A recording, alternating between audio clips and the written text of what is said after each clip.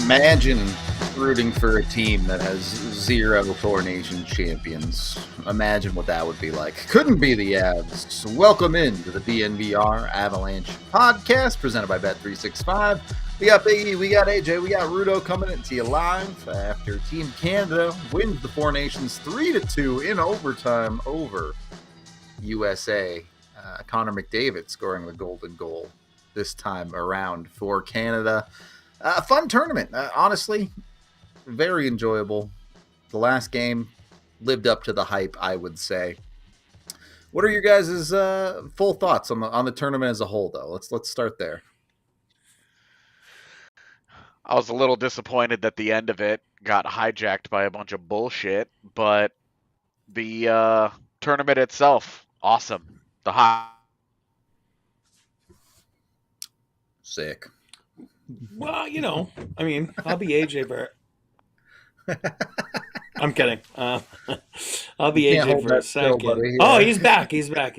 Sorry. Great. Go ahead. I was going to take over, but you're back. Sorry. Everything is awesome. It was a great tournament. I loved it. The final game was highly competitive. Did not disappoint really in any way other than the result. And I don't mind the result that much. It's fine. Yeah, for me, it's a complete 180 thought of it. Like, go back and play the pod from the summer. I wasn't excited. I thought it was kind of a blah idea. I didn't think the players were going to be excited. I haven't seen it I just felt there was going to be a World Championships at the end of the year with players, because I've seen it, I've lived it. Guys come in the office and they hide and they're like, please, I don't want to answer my phone. I don't want to go. You know what I mean? And I thought it was going to be that feeling. But kudos to everybody. That was not the feeling at all. And I remember, was it last week, a couple days before it started, I told you guys, I was like, I think they're going to play for real. And I'm glad they did. I'm excited. I think it was good for hockey. Again, we'll talk about it here coming up, but I really, really changed my my thought process on this whole thing. I asked Goo this before the final game. Let me ask you too. Is this tournament meaningful in the sense of careers? Is this going to mean something when it gets down to the end of these careers? And, for someone like McDavid, MacKinnon, they're going to make the Hall of Fame anyway. Who cares? But for some of the players maybe deeper down on Canada's list, or if you find a guy that's borderline, does this tournament win matter at all? Or is this just a warm-up? The Olympics is next year, and then a couple of years down the line, you have World Cups with more teams in them? I'll jump in first there. I'm not too sure if AJ's frozen there, or he's just deep thoughts. He looks pretty frozen.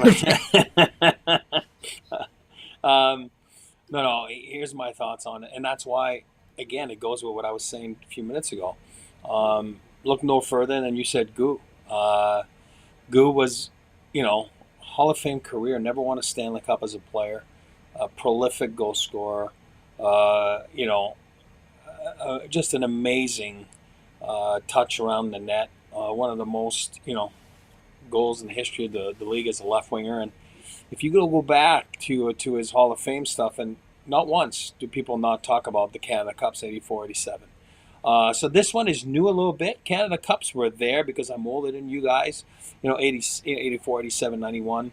Obviously, I'm not going back to the series of 72 because I'm not that old. But I lived those Canada Cups as a fan, as a young teenager, and I remember seeing the disappointment in my dad's clients, like I said, of not making the team. Even Goose said he got cut in 91. He was so bitter.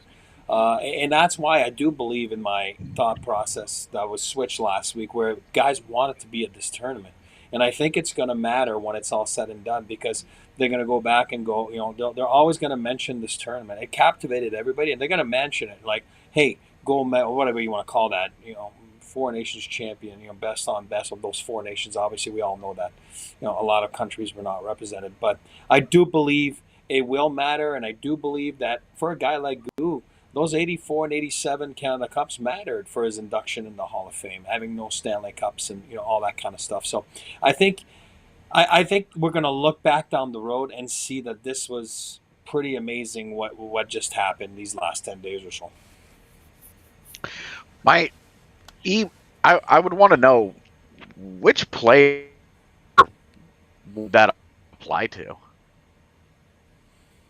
It's a fair argument. I couldn't really hear it. What was it, Rudolph? Yeah, which player? Yeah, which player? Because Nathan MacKinnon gets MVP, he's going to be in the Hall of Fame anyway, right? Connor McDavid scores golden goal, he's going to. Yeah. That's a fair question. No, I get it. Let's think about this. I would have to look again. I mean, let's think about it. There's a guy, Brad Marchand's got a cup. He's Bennington's probably going to got a make cup. it anyway. I mean, I don't know. Is Bennington a borderline guy? Maybe. Maybe is he more like an Osgood, where he doesn't make everybody happy, but he's got cup. Obviously, Osgood, Bennington, and you look back at something like that. Maybe some people make the argument. I'd have to look at the roster in front of me, but or even Devon Toews. Like, he's a Stanley Cup winner. He was part of that Four Nations team. I don't know. Maybe it does help when it's all said and done. You know what I mean? Like, I do believe it can and it might help some guys out. Brain Point. Does that help them? You know what I mean? Like, I don't know. Again, I'm throwing names, of guys that won last night, Well, I wonder even if it would help a guy like Jacob Slavin, who showed out, especially last night, right? And a guy like that is going to have a hard time getting national recognition on a regular basis. But he was awesome in that game last night, and he was really good throughout the tournament. Yeah. I think it can be hard. Someone like that doesn't end up winning the tournament, if we're talking about end of career stuff, a silver and a gold, but maybe he gets more opportunities down the line, which he was going to probably play for them at the Olympics next year anyway, but maybe. On Canada's side, I think you're right, Braden Point, maybe Sam Reinhart. Sure. I don't know that there's that many others. Yeah, right. But it's hard because I think there are a bunch that are clearly in anyway. Guys like Marner, McDavid, MacKinnon, Crosby, obviously. Yeah. And then there are guys that are pretty clearly not going to make it. Parekos, the Sanheims. There's not a bunch of guys on Canada that are close, but we're not sure if they'll get in or not. So I don't know how much of a difference that this tournament result will make for those guys. Bennington probably is the best answer for that. It probably helps him and his reputation more than anybody else. Yeah, I think that's fair. Gross. Sometimes we can get into. Go ahead. No, but we can get into not just the Hall of Fame, but what can it do for your career? I mean, again, I got some notes written down here. If you want to jump into it right away, like for me, and you guys know, I'm not. Oh God, I'm that guy. Just because I've been so lucky over the years in Colorado with Avs 1.0, the Wa, Sakic, Forsberg, right? Always there, always delivering. And then you got the Kales and Mac and obviously Mikko. Those guys the last few years have always delivered. So for me, for example, Mitch Marner, Matthews, do I think it helped this tournament? Forget about the Hall of Fame career, but can it help a guy like Marner that people are saying is not a gamer, and all of a sudden, he scores that OT goal the first game. You got John Cooper giving him praises, saying he is a big time game, big game player. And then yesterday he makes that big play to what's his name, McDavid. Can that help a guy like that, where we all know he hasn't really been prolific in the playoffs? He hasn't really been there. And then, can that help a guy like that maybe this spring? You know what I mean? Which I do believe that just by talking to Goo, and I was talking to Goo the other day, just on not on this show, but it's amazing what it does when you're out there with the best of the best, and you're around rubbing elbows with a guy like Crosby, that's won so many things in his career, and just spending 10 days with him, can that help you? Can that help you carry that to your team? Matthews, on the other hand, I don't know. He has a tough night on that last goal yesterday. We all know he's not 100%, right? You know what I mean? So, or can that help? Can that hurt you on the other side of things too? You know what I mean? Like, oh God, like he wasn't very good, right? I mean, like he wasn't very good yesterday. Can that hurt you? You're supposed to be one of the, sulky guys in the National Hockey League, and then on that last goal, you look like a peewee, right? You don't look good, you know what I mean? And that's a big goal to give, that's a big lapse. And again, we all make mistakes. You guys hear me say that all the time. But can that hurt you? You know what I mean? I think it does. I think it can help you or hurt you. You know what I mean? Like on what this tournament did to you the last few weeks. A guy like Sam Bennett, we all know that he's a big game player. What did he do? He did it again. You know what I mean? That's what he does. And then he just solidifies himself as, I'm going into my contract year now. Can that help me? You know what I mean? If these guys don't want to sign me or long-term in Florida, someone's going to be like, oh, yeah. Look no further than the Four Nations. You know what I mean? Like he was there again. I think it can help guys in many ways. The Marner Matthews thing I find so fascinating because the result of the game drives this conversation like crazy. Yeah. Mm-hmm. Marner has 2 assists, right? Matthews has 2 primary assists, by the way, but doesn't score that goal in overtime that would have won the game for them, then blows this coverage. And Canada ends up winning. We're talking about Austin Matthews having a tough night. If Austin Matthews ends up with 2 primary assists and the game-winning goal, we're talking about Mitch Marner's not a big game player. Austin Matthews finally broke out. He's now the man. Like, it justifies all the hype. It's crazy to me the way that narrative flips based on one play that goes a different direction. And we still talk about the golden goal, Crosby, right? I mean, because that's, again, that's what it is. You're going to see that McDavid goal, and you're going to see Matthews blows coverage there for years to come. You know what I mean? And it's like, it stinks, but it's just the way it is. I think there's 2 things there. One, on the Marner side, sorry, nothing's going to help him this year because he still plays for Toronto, so that's not going to work in the playoffs. But we'll see where he plays next season. Maybe it'll help. On the Matthews side, and I think it's interesting how these narratives get built because, yes, Matthews blues coverage there. There's no doubt. Go if you watch the footage, it's terrible.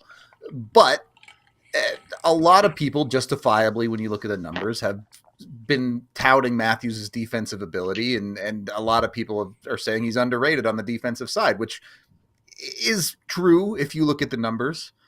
But when plays like that happen, ain't nobody looking at the numbers, right? Nope. That's what I'm saying. You're going to see that play for years to come. You will.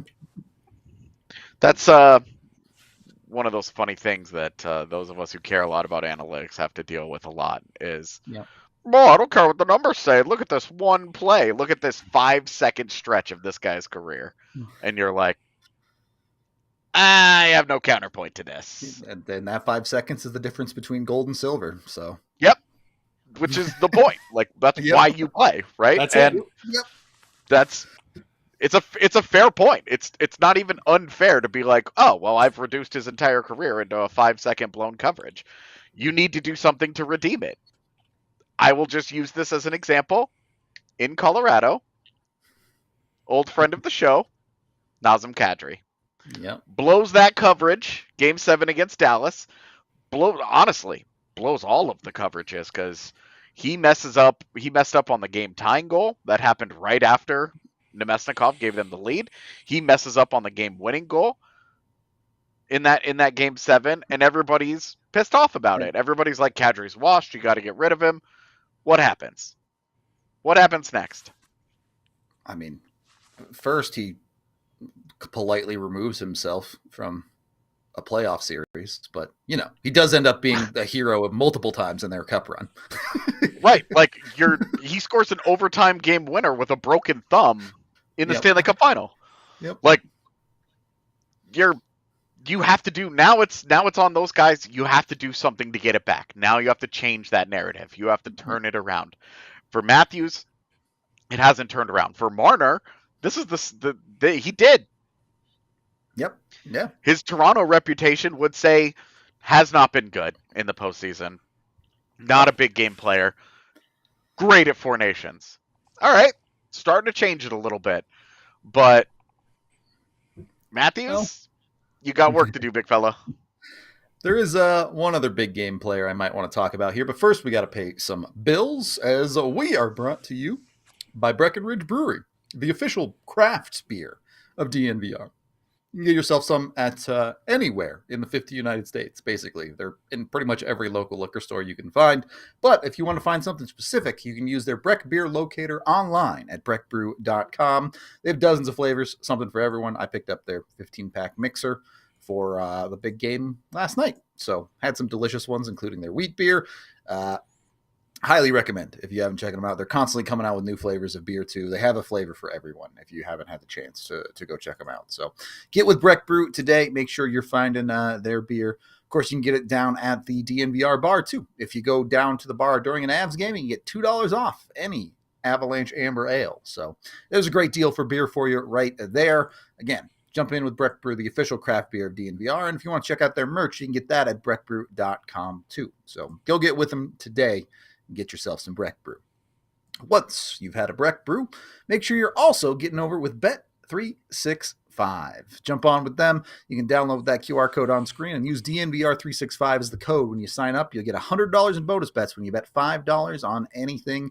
Win or lose, you're in and good to go with Bet365. So jump in on that. Get the bonus bets to play with. It's basically free money to bet with. So just have a good time. You can bet on Avs games because those are coming back tomorrow, or you can bet on whatever you want. Basketball, esports. I was betting on esports last night. So you got options when it comes to Bet365. Get with them today. Again, use that DNVR365 code. When you bet on Bet365 on just about anything for that $100 in bonus bets. Of course, when you do gamble with Bet365, you must be 21 or older, physically located in Colorado. And if you or someone you know has a gambling problem, call or text 1-800-GAMBLER today. Second period of the DNVR Avalanche podcast. Look, the MVP of this tournament does end up being Nathan MacKinnon. He scores 4 goals throughout the tournament. Some of them were freebies, like the first goal, where it's pretty much a tap-in on the power play for him, but he still puts himself in position to be open. He does score the first goal of the final, with the classic Nathan MacKinnon floater from the point with 7 bodies in front that somehow finds its way into the net, which, by the way, is to a T how the Avs beat Connor Hellebuck in round 1 last year, were shots like that one. What do we make of this? Is this a meaningful game for Nathan MacKinnon? Is this MVP award meaningful for Nathan MacKinnon? Or is this just a little throw-on bonus for a fun tournament for him? I think right now it's fun, but I think that there's more to come because let's say he wins the Art Ross this year. Sure. Okay. Just the Art Ross. Don't need him to win another MVP, but let's say he wins the Art Ross. Let's say at some point in his career he wins a Conn Smythe. Okay? Then that means in his NHL career he will have won a Calder, a Hart, an Art Ross, a Conn Smythe. He will have been MVP of this. Yep. He will have won a world championship. He will have won multiple Stanley Cups, and then we don't know what's going to happen next year with the Olympics. You are talking about outside of Sidney Crosby, you are talking about one of the great winners of this generation. True.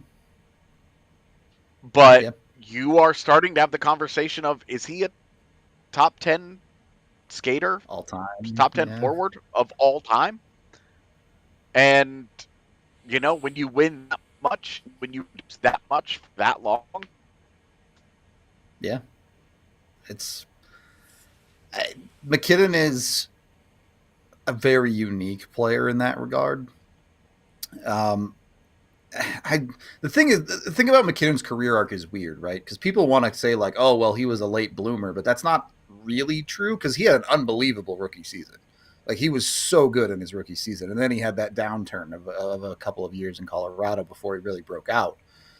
But his, like, look, I'm sure we all believe Nathan MacKinnon was always going to be a great hockey player and all of that, but I don't know that anyone was expecting him to be a 140 point caliber player. The player that he's become is so ridiculously high end that it's crazy.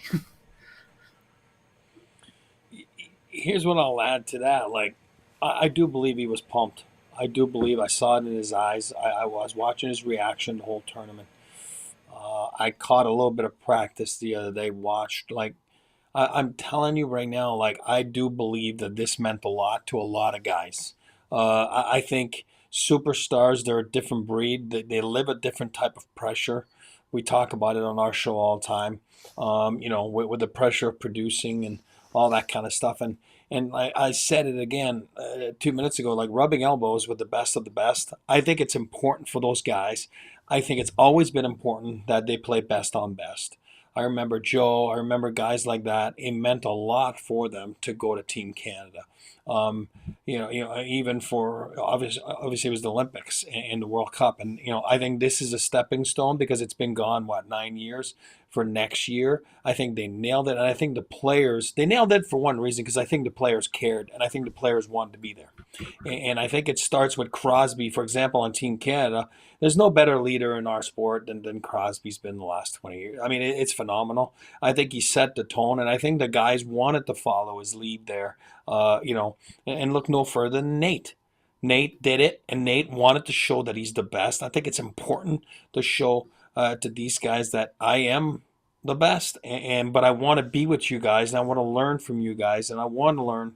Yes, he is a dog, and your dogs last night during the watch along, there's an older one, a younger one. They want to learn new tricks, man, and that's what I think Nate took that, and I think he took it to heart, and he wanted to learn new stuff and to be around Sid, not in the summer, where you're working out or whatever it is, or doing a Tim Hortons commercial, but in games that matter. You know what I mean? Like at the hotel, how do we deal with the adversity? Again, you got to remember Canada. I'm not here to pump Canada, as you know.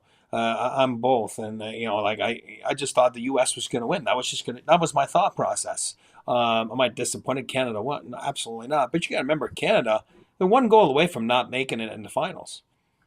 Canada loses that game in overtime. The first game against the Swedes, they're gone. I mean, forget about it. They wouldn't have been there. So, again, would they have changed that game against the U.S.? Maybe. I don't know. But I'm saying is they were one goal away from not even being there. And I think that those guys didn't want to be embarrassed. And I know a lot of guys from those Canada Olympic teams there we've seen the movie. I think Chris Pronger is the one that said it. Hey, hold on, USA, relax. You got to win the big one.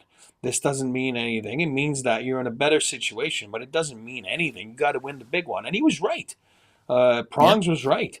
And I think that because of guys like MacKinnon, and I saw the chat there talking about Hellebuyck, and absolutely, again, what do you say? He didn't make the save in overtime, and who did? Bennington. And Bennington's got a Stanley Cup, and Hellebuyck, everybody talks about Hellebuyck, that he's not a good playoff performer.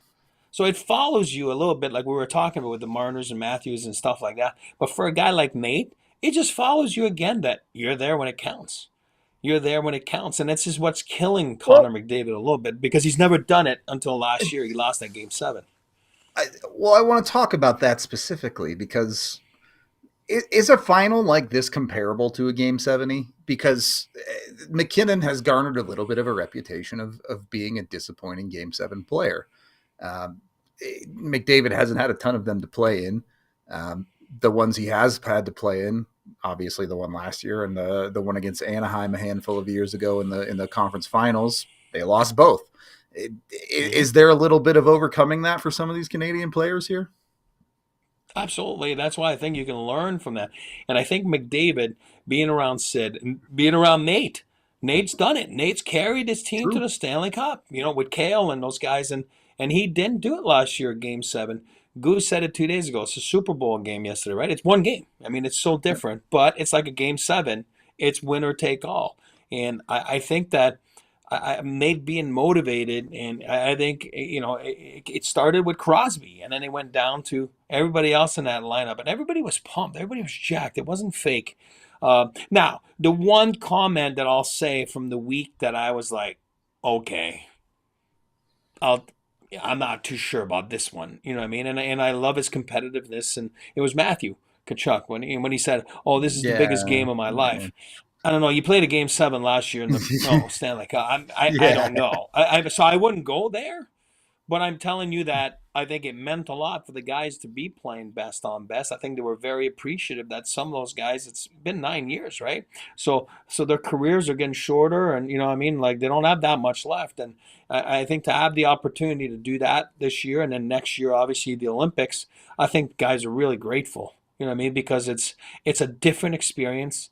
It's a different type of atmosphere, and I think it can help you, first of all, solidify a Hall of Fame career, or, like we talked about, some guys even in this year's playoffs, and get away from that mental stuff that stigma that you can't do it in the playoffs or you can't do it in the big game. You know what I mean? Where I think it does. Again, look no further than Marner. Alrighty, let me ask you a question I know the answer to. 4 best players on Team Canada. Man, I think you have to go with Mac, obviously. I think Cale makes a big difference. He wasn't there the first game against U.S.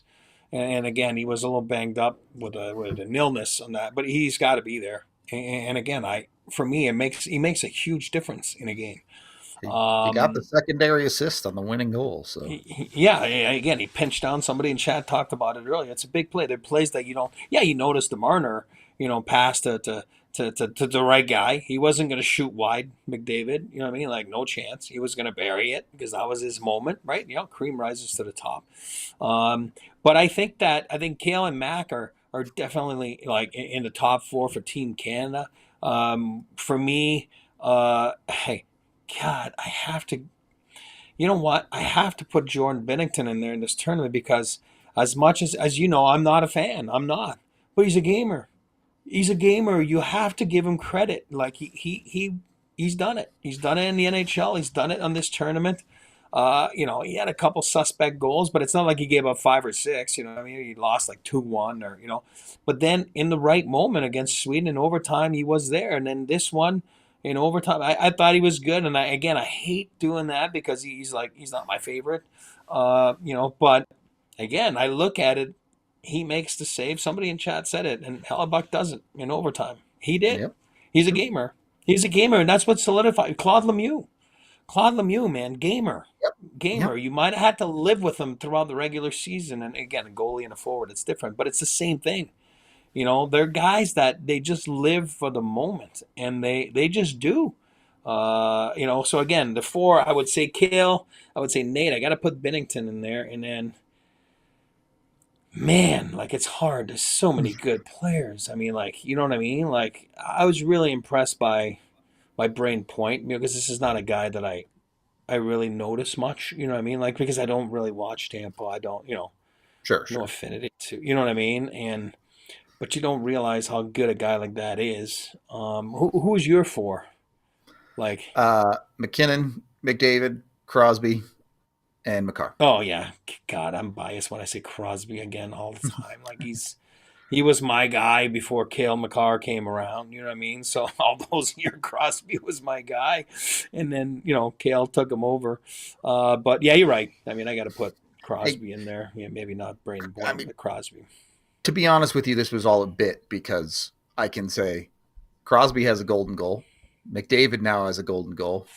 So one of MacKinnon or Makar for the 2026 Olympic golden goal? Is that the... Yeah. Let's go. Mac's gotta get his one of those too, He's got to keep up. Yeah. But it's like, it's the moments. And I think, again, I go back to Goo because he was such a great guest 2 days ago, because the way he was so, like, the emotions were raw, like, it meant a lot back then to those guys. And that's why now those guys, it means a lot to be there. Brad Marchand, you don't think he was excited to be there? Like, holy cow. You know what I mean? Like, it was like, wow. You know what I mean? Like, I'm with my fellow, the homies, Halifax homies, and Nova Scotia.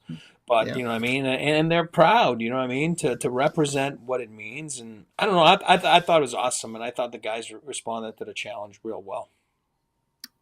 There is a couple things I want to touch on there, but before we do, we got to pay some more bills here, as we are brought to you by Game Time. You want to go get tickets to the Avs as they start playing again tomorrow, which they are away, but you can get tickets anywhere in the country with Game Time. Your first purchase with them is $20 off when you sign up with code DNVR. Of course, terms apply there, but when you use Game Time, make sure you're using their Game Time Picks feature, which will get you the best tickets for the best prices based on your search parameters. Make sure you go check it out. And it's more than just sports too. If you don't want to go to the Avs, you want to go to the theater or concerts or you name it, if it's a ticketed event, Game Time has you covered. So go check them out today. Again, use that DNVR code when you sign up for Game Time. Game Time also guarantees you the best price on tickets. So use the app that over 15 million people use to get their tickets through Game Time. What time is it? It's game time, baby. Once you got your tickets, you're going to need a way to get to the game or the event or whatever it is. And that's where Toyota comes in. Toyota, the official vehicle of us here at DNVR, and you can get it at your local Front Range Toyota stores, whatever type of vehicle it might be. They've got trucks like the Tundra. They've got SUVs like the 4Runner. They've got sedans like the Corolla. You name it, they've got you covered. And 17 of those vehicles have all-wheel drive, and 16 of them have hybrid status. So you can save money on gas, and you can make sure you get where you're going, even when it's snowy in Colorado like it is today.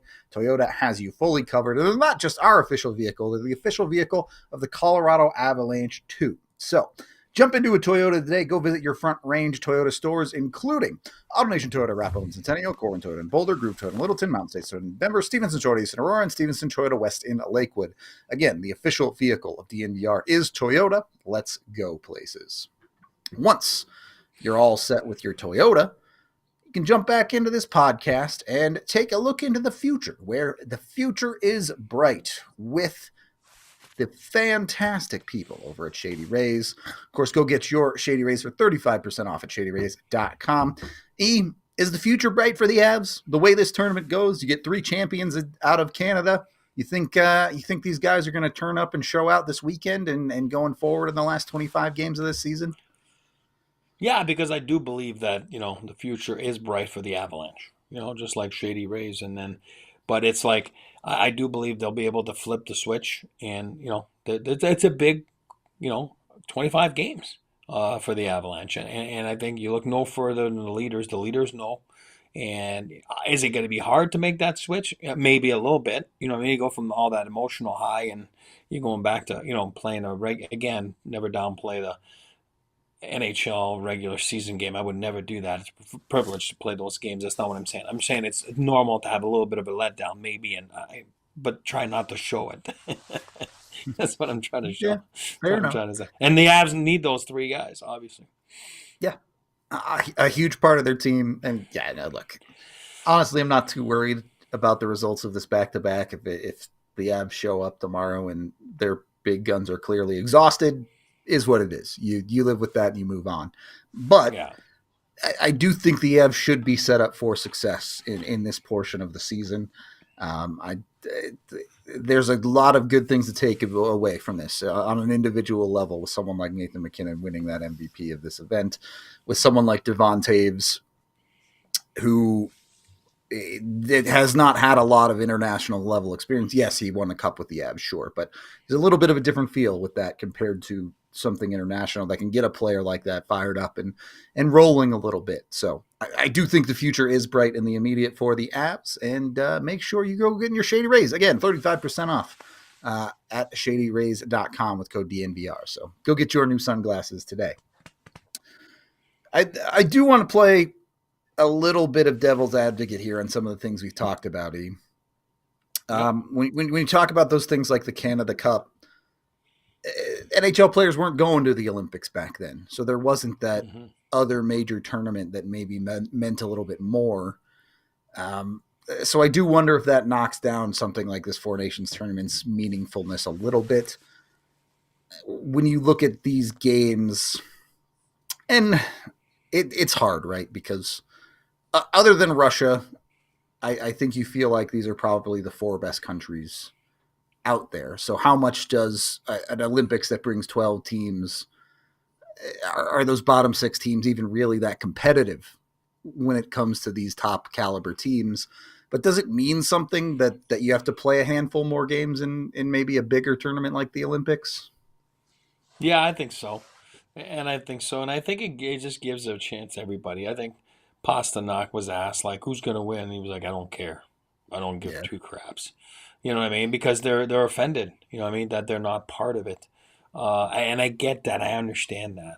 But I think the way they saw it, the way they, scheduled, determine when, how many games can you do it. It's a little different format when it's, this was just long enough, and it was short, but it was long enough where, it did drag in a couple days in between, and like even the final, and so it was not a 48-hour thing.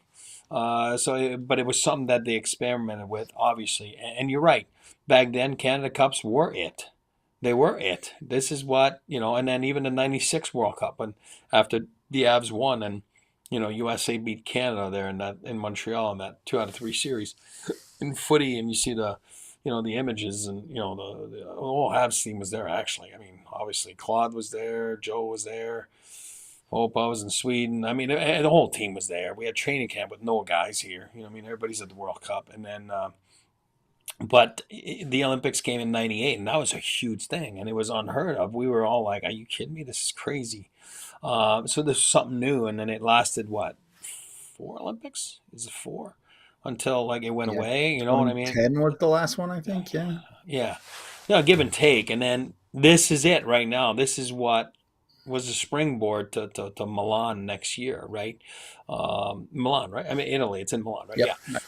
Yeah. So Milan, and the guys are excited for it. And I think, again, I do believe that those guys were auditioning for that team. A lot of guys were auditioning for that team.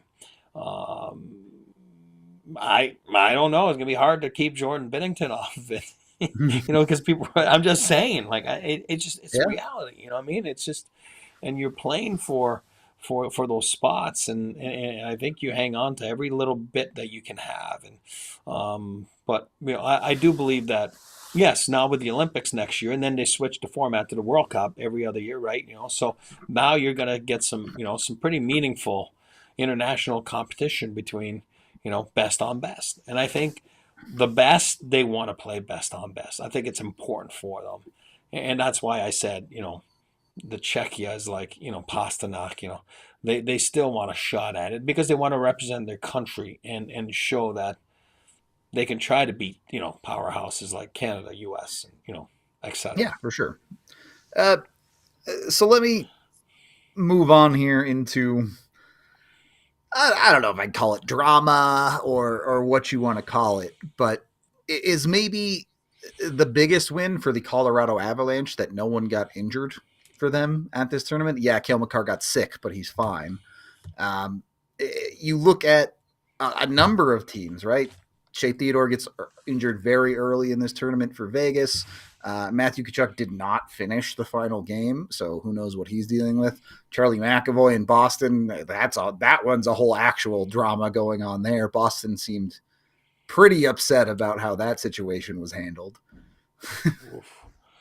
Yeah, and that's unfortunately, you're right. It's a gift that, knock on wood, that the Avalanche, were, again, now, it's a late night last night, and then you travel to Nashville today, and you have basically an afternoon game, isn't it? Like 5 o'clock game. Late afternoon. Late afternoon.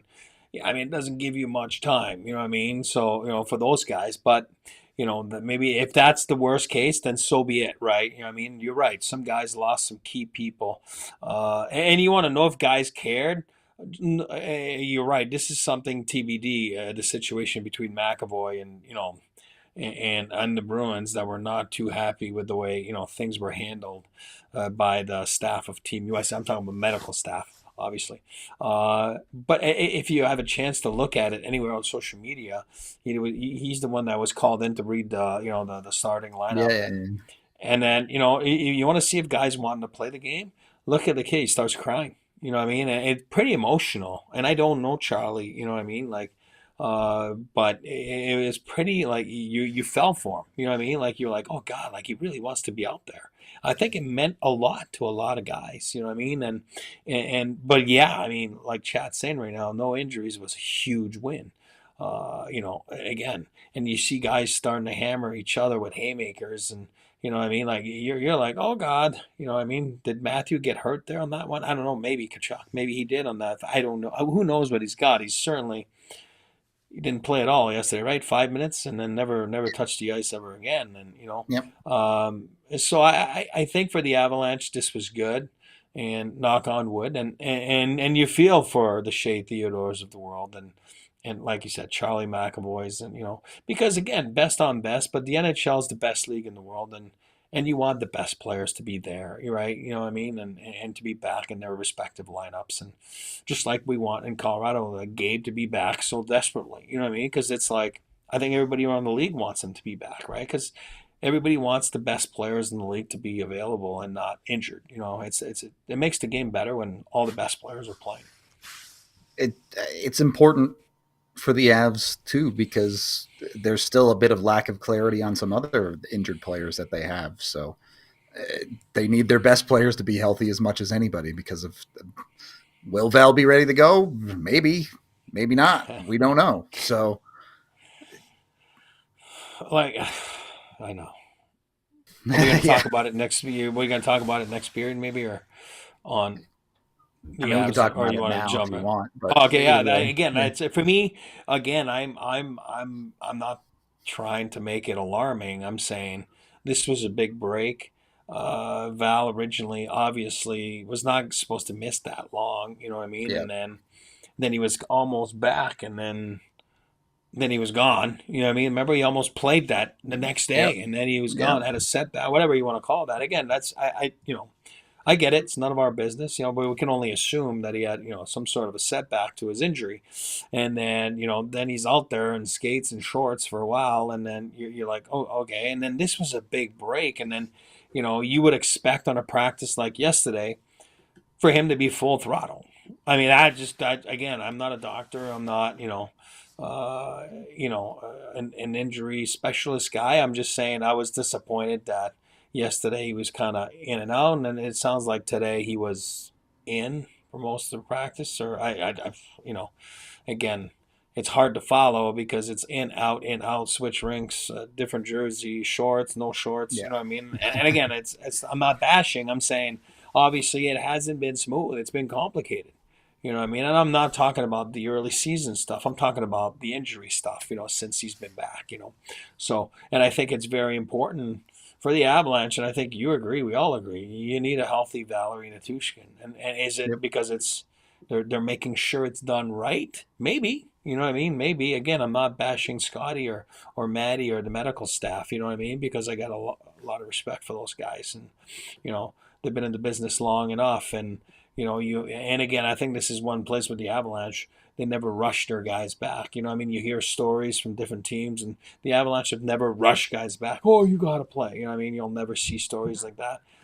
So, I mean, I think it's important that, the Natushkins of the world, and it sounds like Josh is not going on the trip. And, and again, it's, again, we weren't too sure last year. If you go back to last year's trade deadline, and remember they got Duane, and then they got Trennan, and then we're like doing the math, and we're like, man, like who's going to be sitting out? You know what I mean? But then a few hours later, Logan O'Connor done for the season with a surgery, right? You know what I mean? So it's kind of like it can be tough like that sometimes. Yeah. Yeah, you know what I mean? So they know more than we know. Obviously, that's their job, to be on top of all that type of stuff. But as a management, team and the cap situation and everything, it's not easy. And, and you want to make sure that, we talked about it. We'll talk about it at length here coming up at all those games. The trade deadline's coming up. And I'm sure they have a game plan, and they've always executed to a T their game plan.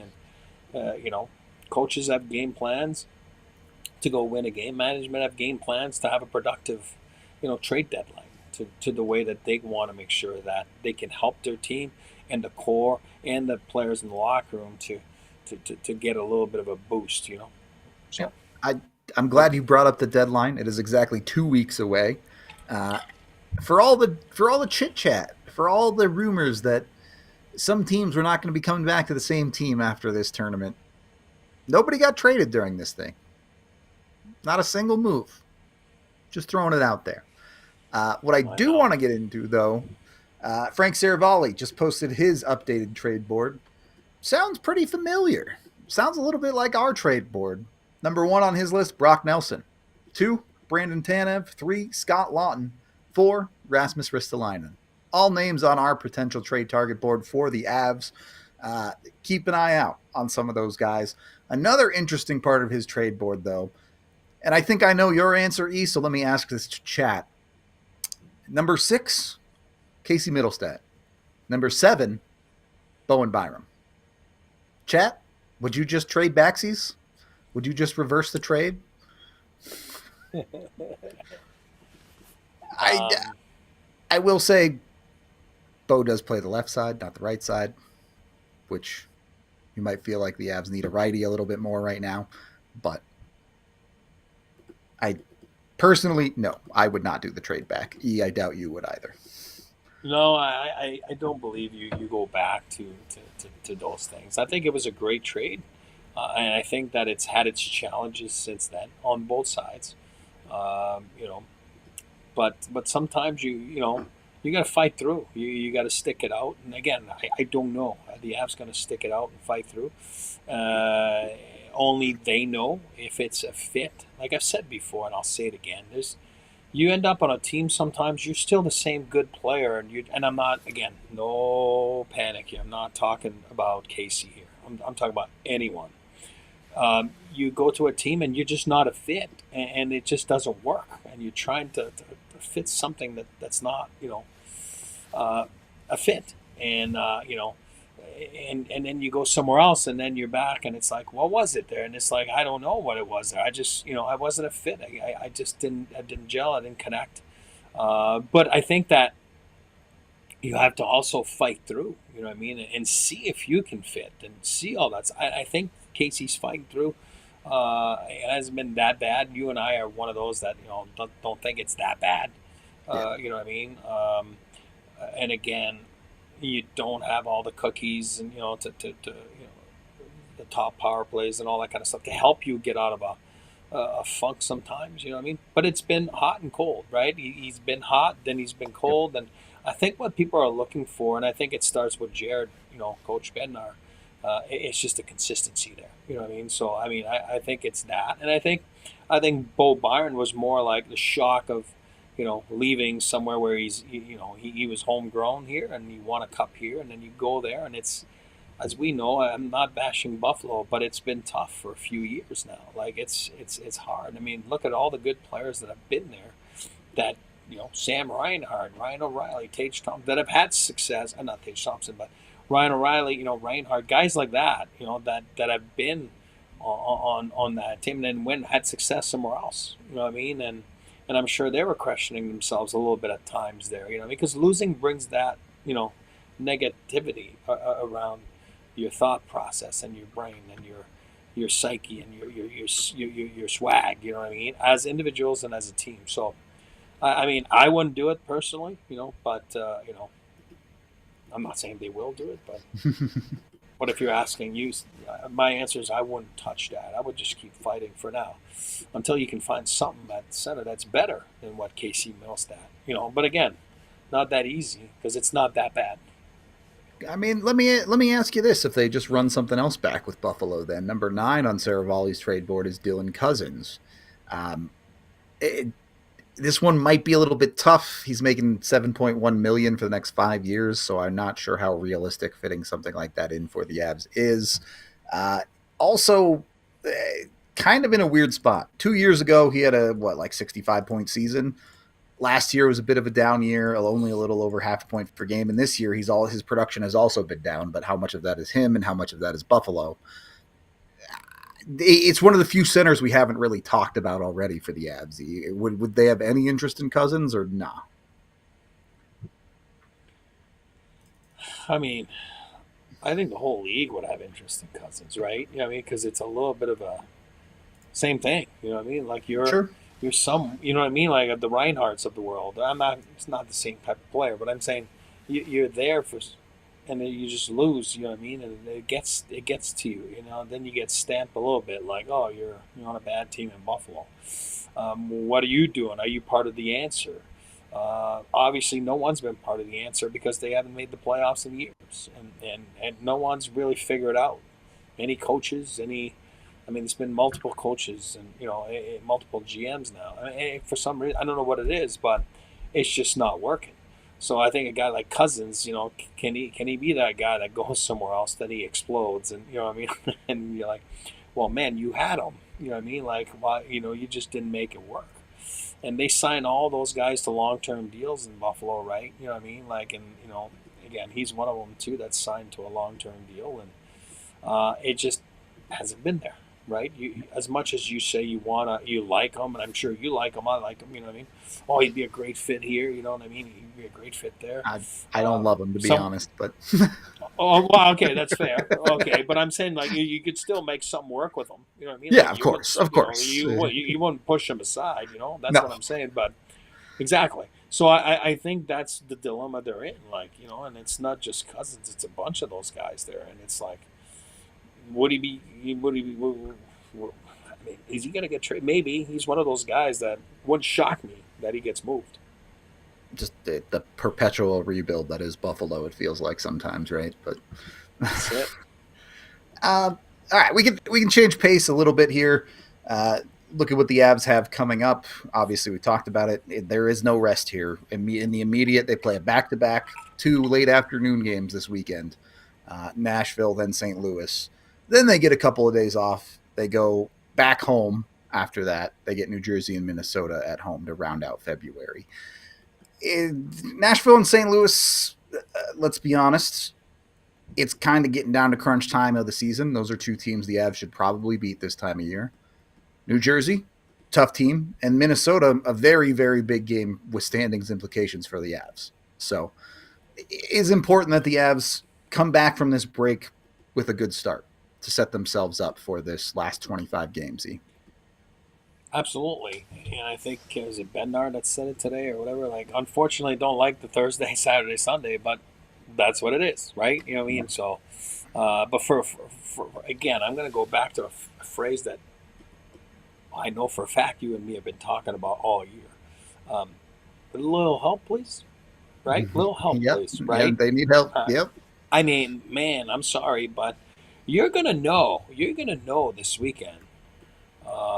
And again, I'm not like being pessimistic. I'm saying you're going to know who put in some work on this, break.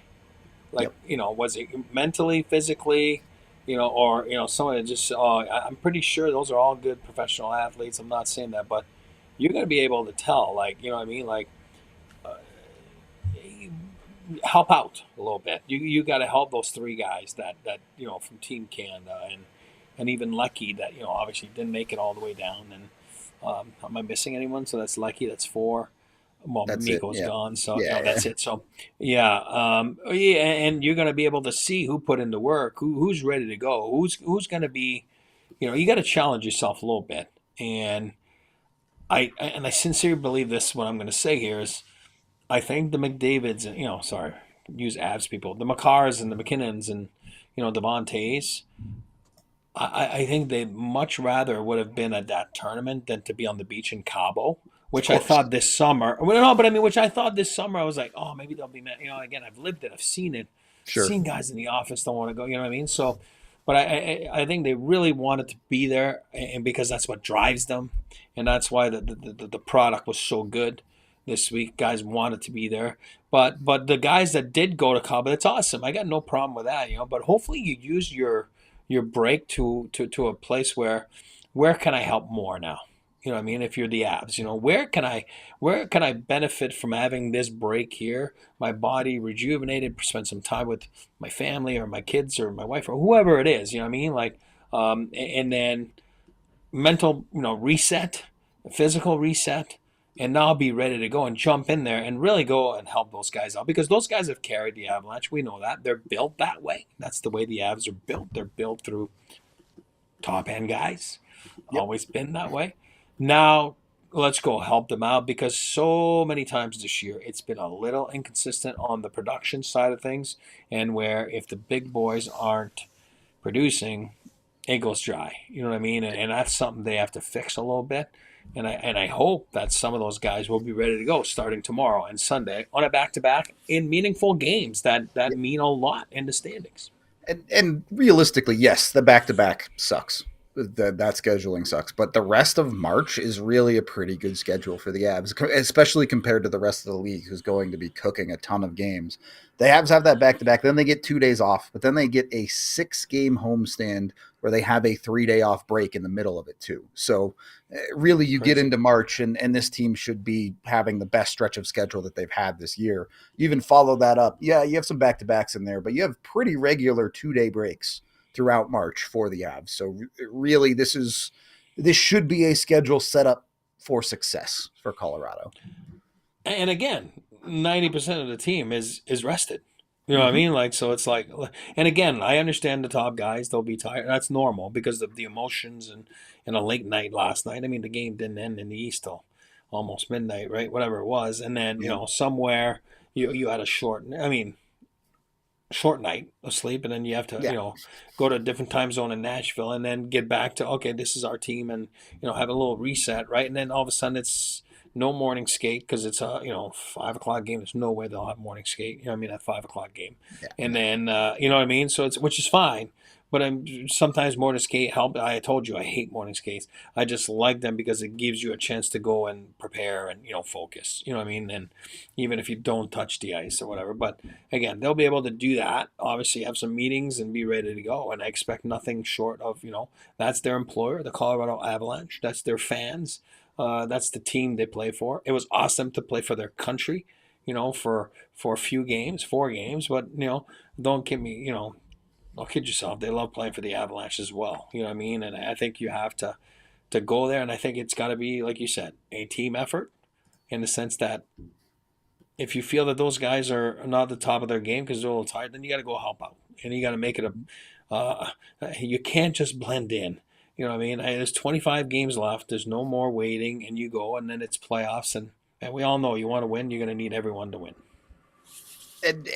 And just to reiterate, there should be a lot of home time here. I talked about that 6-game homestand. A lot of these road trips are quick back-to-backs, Toronto and Ottawa type stuff, and then you're back at home. So the Avs should be able to, you know, obviously they're playing NHL games, and that's hard on your body, but reasonably they should be sleeping in their own beds a lot. They should be as rested as you reasonably can be during this portion of the season. It's set up for success. They also, it feels like you're either playing a big game, or you're playing against a team that you should beat. In March, they start with Pittsburgh, who maybe a little bit tougher, but a team you should probably beat. Then you get San Jose. It's a game you should win. Toronto, tough team, legitimately, but then you get Chicago, a team you should beat. Then you have Minnesota, big game. Calgary, sort of a big game. Dallas, sort of a big game. So every game you should feel good about. Either it's because the Avs should be the better team, or because it's a game that's easy to get up for Colorado this time of year, right? Absolutely. And again, I think the aspirations are the whole silver thing. You know what I mean? Like, I do believe that the moves they made this year were exactly, you know, because of that. Look no further than the goaltending. And then, you know, the Mikko part, again, it's just a combination of, you know, having a necessity that they felt to move, but you got Natchez and, you know, Drury, and, you know, at the end of the day, it's not like they packed it in and said, no, we'll take futures, you know what I mean? And, you know, because this is where we're at. No, these guys want to win. They want to win the cup. They feel that their core have a window to win, and they're certainly still in it. And I think that that's why you make those moves. And we'll see what they're going to do here coming up and what they can do. But you got to go in there hoping that, you know, guys, the only place you can hope is injuries. You know what I mean? You got to knock, you know, on wood and cross your fingers. Yeah.